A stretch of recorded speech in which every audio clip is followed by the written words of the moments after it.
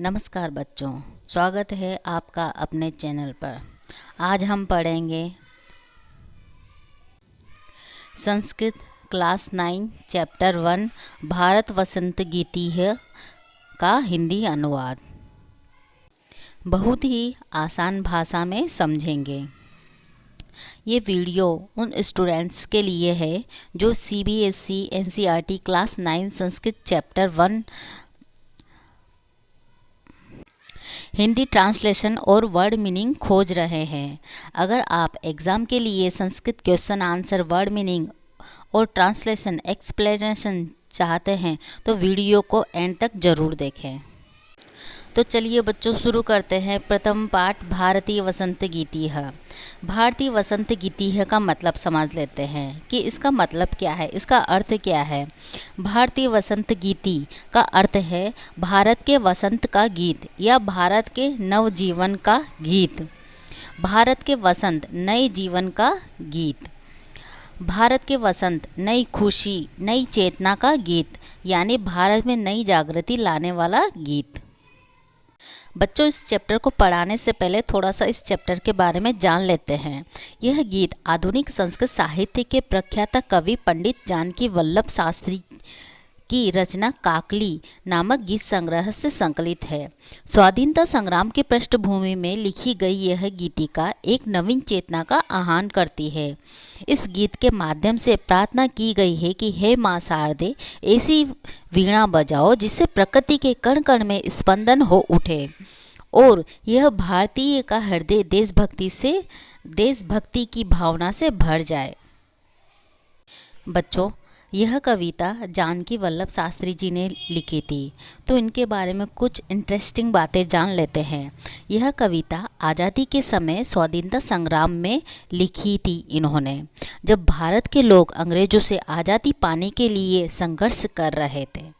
बच्चों, क्या आप जानते हैं इनको वर्ष 2010 में भारत सरकार द्वारा पद्मश्री सम्मान देने की घोषणा की गई थी, जिसे इन्होंने ठुकरा दिया था। उनका कहना था कि यह सम्मान उनके शिष्यों और युवा पीढ़ी के रचनाकारों को मिलना चाहिए जो उनसे अधिक इसके हकदार हैं। इससे पहले उन्होंने 1984 में भी यह सम्मान लेने से मना कर दिया था। बच्चों, इन्हें साहित्य के साथ साथ पशुपालन का भी बहुत शौक था। इनके घर पर हमेशा दर्जनों गाय, बछड़े इत्यादि एनिमल्स रहते थे। पशुओं से उनका इतना गहरा लगाव था कि वे किसी भी गाय या बछड़े को बेचते नहीं थे। देखो, इनका इंटरव्यू भी चल रहा है। इस चैप्टर का पहला श्लोक इस प्रकार है। सबसे पहले हम कठिन शब्दार्थ याद कर लेते हैं, जो कि इस प्रकार है। ऐ वाणी, इसका मतलब होता है हे सरस्वती। निनादय, इसका मतलब होता है बजाइए। नीति लीनाम, इसका अर्थ है नीतियों से परिपूर्ण। मृदुम, इसका अर्थ होता है मधुर। नवीनाम, इसका अर्थ होता है नई या नवीन। ललित, इसका अर्थ होता है सुंदर। गीतिम, इसका अर्थ होता है गीत। गाए, इसका अर्थ होता है गाइए।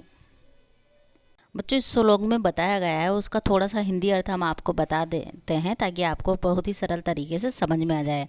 इसमें है सरस्वती माता से प्रार्थना की गई है कि हे सरस्वती माँ, आप वीणा को बजाइए और बहुत ही सुंदर नीतियों से परिपूर्ण मधुर गीत गाइए।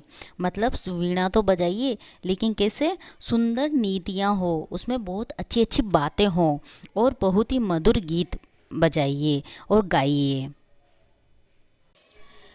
तो चलिए शुरू करते हैं। निदानयी, नवीनामयी वाणी, वीणा, मृदुम, गाय, गीतिम, ललित, गीति, लीनाम। निनादय, इसका मतलब होता है बजाइए। नवीनामय, इसका मतलब होता है नई, नवीन। वाणी, इसका मतलब होता है वाणी, सरस्वती। वीणा, वीणा का मतलब होता है वीणा। मृदुम, इसका मतलब होता है मधुर। गाए, इसका मतलब होता है गाइए। गीतिम, इसका मतलब होता है गीत। ललित, इसका मतलब होता है सुंदर। नीति, इसका मतलब होता है नीतियों। नीतियाँ। लीनाम इसका मतलब होता है परिपूर्ण। निनादय बजाइए। नवीनामय नई नवीन। अये हे अये वाणी हे सरस्वती। वीणा वीणा को। बजाइए हे माँ सरस्वती वीणा को बजाइए। मृदुम मधुर गाए गाइए। गीतिम गीत को। ललित सुंदर। नीति नीतियों से। लीनाम परिपूर्ण अर्थात हे माँ सरस्वती नई नवीन मधुर सुंदर गीत गाइए नीतियों से परिपूर्ण। इसका संपूर्ण हिंदी अर्थ है हे माँ सरस्वती नवीन वीणा को बजाइए और सुंदर नीतियों से परिपूर्ण मधुर गीत गाइए। बच्चों, इसका कहने का भावार्थ यह है कि हे माँ सरस्वती आप अपनी वीणा को मधुर स्वर में बजाइए, साथ ही ऐसे गीत गाइए जो सुंदर हो और जिनमें नीति अर्थात अच्छे विचार हों, वो संस्कार हों, अच्छे अच्छे संस्कार हों और अच्छे अच्छे विचार हों। ऐसे अच्छे संस्कार अच्छे विचार छिपे हों, ऐसे गीत गाइए। बच्चों, सरस्वती जी को वाणी वीणा और ज्ञान की अधिष्ठात्री देवी कहा जाता है। बच्चों, यह श्लोक हमें संगीत और नीति अच्छे विचार दोनों का महत्व बताता है। क्या आप जानते हैं बच्चों इसे क्या कहते हैं? इसे कहते हैं वीणा। वीणा सरस्वती माता का प्रिय वाद्य यंत्र होता है। बच्चों, हमें भी अपने जीवन और बोलचाल को मधुर बनाना चाहिए। हर काम में अच्छे विचार, नीति और सुंदरता दोनों होना चाहिए। जब हम अपने कार्यों में मधुरता और अच्छाई लाते हैं तो सबको प्रेरणा मिलती है। सफलता वही है जिसमें मधुर व्यवहार प्लस अच्छे संस्कार दोनों शामिल हों। बच्चों, इसमें एक शब्द दिया गया है ललित नीति लीनाम। इसमें समास रूप नीतियों में लीन सुंदर नीतियों से युक्त। ललित नीति लीनाम क्यों बहुब्री समाज है? बच्चों, इस शब्द में बहुब्री समास है, ठीक है, क्योंकि यहाँ पर शब्दों का मतलब है जो सुंदर नीति में लिप्त है। यह किसी व्यक्ति वस्तु को वर्णित करता है लेकिन सीधे नाम नहीं देता, इसलिए यह बहुब्री समास बन जाता है। बच्चों, इस श्लोक में कुछ इंपॉर्टेंट क्वेश्चन आंसर हैं जो आपके एग्ज़ाम में आ सकते हैं, जो इस प्रकार है। इस श्लोक में कवि ने किससे प्रार्थना की है? माँ आंसर है माँ सरस्वती से। सरस्वती माता का प्रिय वाद्य यंत्र कौन सा है? इसका आंसर है वीणा। निनादय शब्द का क्या अर्थ है? इसका आंसर है बजाइए गुंजाइए। मृदुम शब्द का अर्थ क्या है? इसका आंसर है मधुर कोमल। पढ़ते हैं बच्चों सेकंड श्लोक। मधुर मंजरी पिंजरी भूतमाला वसंते लसंतीह सरसा रसाला कलापा ललित कोकिला काकली नाम निनादय। इस श्लोक को पढ़ने से पहले हम इसके कठिन शब्दार्थ याद कर लेते हैं।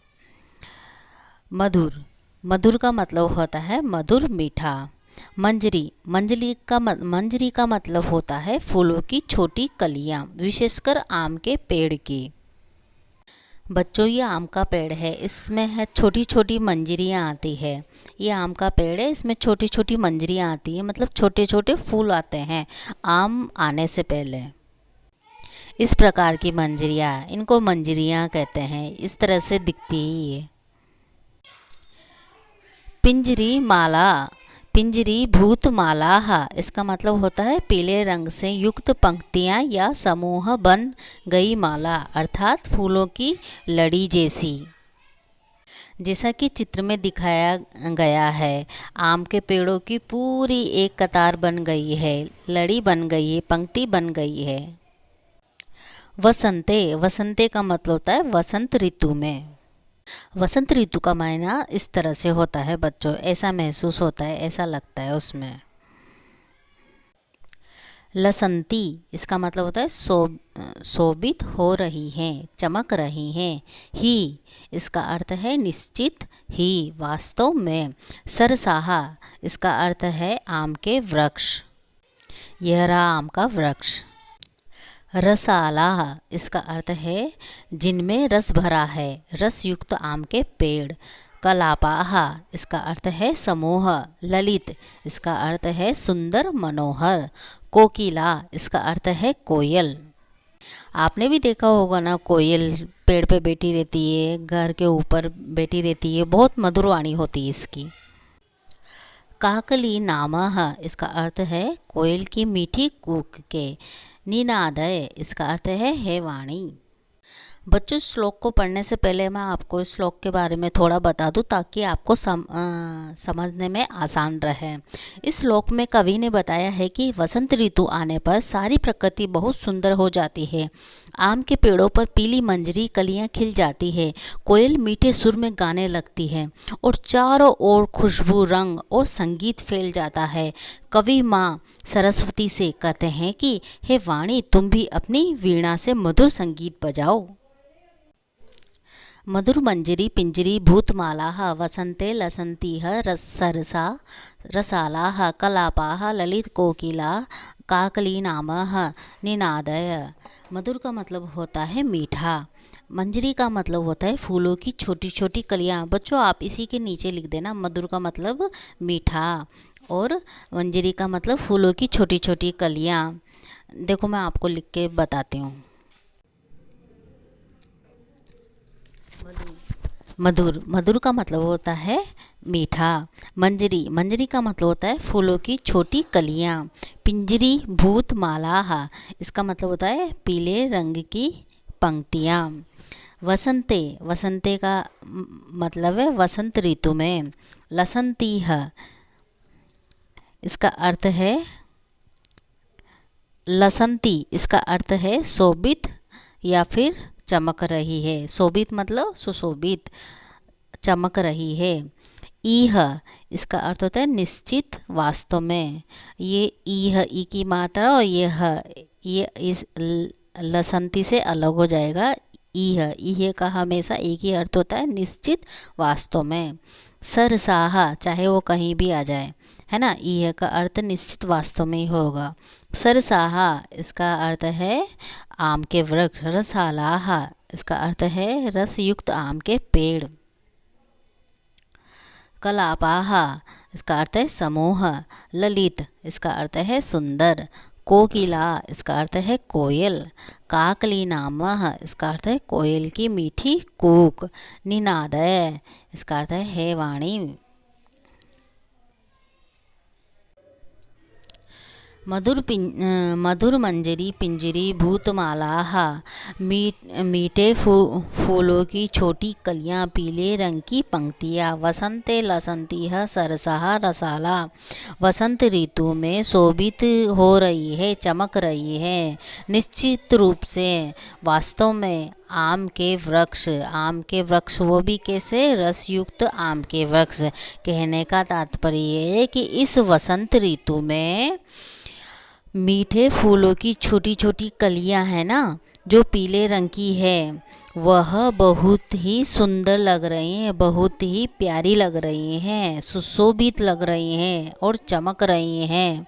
और आम के वृक्ष कैसे, रसयुक्त आम के वृक्ष, वह भी बहुत सुंदर लग रहे हैं, बहुत ही सुशोभित लग रहे हैं, चमक रहे हैं। अर्थात मीठे फूलों की छोटी कलियां, पीले रंग की पंक्तियां और रस युक्त आम के वृक्ष इस वसंत ऋतु में बहुत ही सुंदर लग रहे हैं, बहुत ही सुशोभित लग रहे हैं। कलापाः ललित कोकिला काकली नामः। कलापाः समूह समूह सुंदर, कोकिला कोयल, काकली नामः कोयल की मीठी कूक। अर्थात समूह सुंदर कोयल कोयल की मीठी कूक, अर्थात कोयल की मीठी कूक, कोयल की मीठी ध्वनि। कोयल के समूह बहुत सुंदर लग रहे हैं। कहने का तात्पर्य है मनमोहक कूक वाली कोकिलाओं के समूह बहुत ही सुंदर लग रहे हैं। निनादय हे सरस्वती माँ, नवीन वीणा बजाइए। इसका संपूर्ण हिंदी अर्थ इस प्रकार है, इस वसंत ऋतु में मधुर मंजरियों से पीली दिखने वाली सरस आम के वृक्षों की पंक्तियाँ सुशोभित हो रही हैं। मनमोहक कूक वाली कोकिलाओं के समूह बहुत ही सुंदर लग रहे हैं। हे सरस्वती, नवीन वीणा बजाइए। इह वसंते मधु, इसका अन्वय पढ़ेंगे अब हम। इह वसंते मधु मंजरी पिंजरी मालाह सरसाह रस। इस वसंत ऋतु में मधुर मंजरियों से पीली दिखने वाली सरस आम के रसाती ललित कोकिला काकली नाम कलापाह विलसती अये वाणी। वृक्षों की पंक्तियों सुशोभित हो रही है। मनमोहक कूक वाली कोकिलाओं के समूह बहुत सुंदर लग रहे हैं। नवीनाम अये वाणी नवीनाम निनादय। हे सरस्वती, नवीन वीणा को बजाइए। बच्चों, इस श्लोक को मैं और भी सरल तरीके से समझा देती हूँ हिंदी में। बच्चों, इस श्लोक में कवि कहते हैं जब वसंत ऋतु आती है तो आम के पेड़ों पर पीली पीली मंजरी छोटी कलियां खिल उठती हैं। आम के पेड़ रस से भरे हुए और बहुत सुंदर दिखाई देते हैं। चारों तरफ कोयलों की मधुर कूक सुनाई देती है। पूरा वातावरण मीठे संगीत से गूंज उठता है। कवि माँ सरस्वती से कहते हैं, हे वाणी, हे बोलने की देवी, तुम भी अपनी नई वीणा से मधुर स्वर निकालो ताकि यह सुंदर वसंत ऋतु और भी मनमोहन बन जाए। आपने भी देखा होगा बच्चों, वसंत में पेड़ पौधे, फूल, आम की कलियां और कोयल सब मिलकर धरती को सुंदर बना देते हैं। इसलिए कवि कहते हैं कि हमें भी अपनी वाणी और संगीत से इस सुंदरता में चार चांद लगा देना चाहिए। बच्चों, इस श्लोक में वसंत ऋतु का जिक्र किया गया है। क्या आप जानते हैं बच्चों, वसंत ऋतुओं को ऋतुओं का राजा कहा गया है। बच्चों, जैसे वसंत आने पर पेड़ पौधे फिर से हरे भरे हो जाते हैं, वैसे ही हमें भी हर कठिन समय के बाद नया जोश और उमंग लेकर आगे बढ़ना चाहिए। वसंत सिखाता है हर अंत के बाद एक नई शुरुआत होती है। प्रकृति की तरह स्वयं में नयापन लाना ही सफलता का मार्ग है। जब वातावरण बदलता है तब परिवर्तन को स्वीकार करना ही विकास है। हमेशा मधुर वाणी बोलें। बच्चों, ये लसंती, इसमें ग्रामर देखें तो ये लस धातु से बना गया है और यह लट लकार प्रथम पुरुष का है। ये लसंती। बच्चों, इस श्लोक में कुछ क्वेश्चन आंसर इम्पोर्टेंट हैं जो कि इस प्रकार है। भारतीय वसंत गीति के कवि कौन हैं? इसका आंसर है पंडित जानकी वल्लभ शास्त्री। नेक्स्ट क्वेश्चन, इस श्लोक में कौन सी ऋतु का वर्णन किया गया है? आंसर है वसंत ऋतु का। वसंत ऋतु में कौन से पेड़ पौधे शोभित होते हैं? आंसर, आम के पेड़। कोकिला काकली नाम का क्या अर्थ है? आंसर, कोयल की मधुर कूक के समूह। क्वेश्चन, कवि ने किससे अपनी वीणा गुंजाने के लिए कहा? आंसर, वाणी माँ सरस्वती से।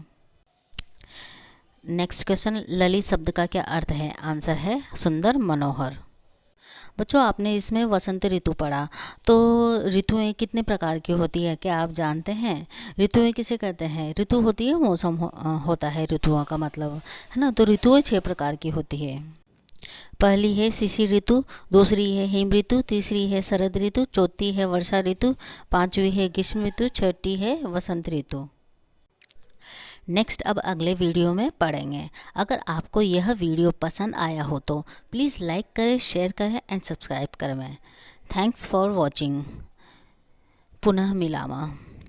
पुनः मिलामा को सी यू कहते हैं इंग्लिश में। इसका हिंदी अर्थ है फिर मिलते हैं। ओके बच्चों, धन्यवाद।